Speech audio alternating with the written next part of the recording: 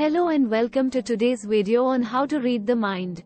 In this video, we will be discussing some tips and tricks that will help you read someone's mind.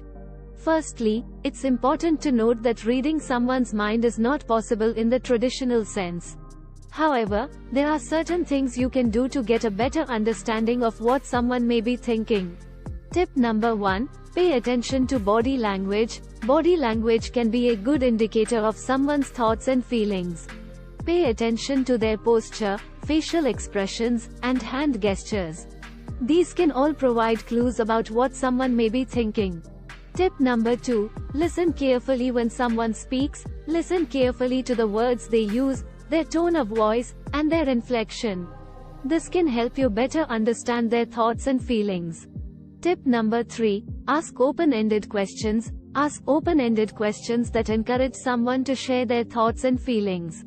Avoid questions that can be answered with a simple yes or no. Instead, ask questions that require a more detailed response. Tip number 4. Empathize. Put yourself in someone else's shoes and try to see things from their perspective.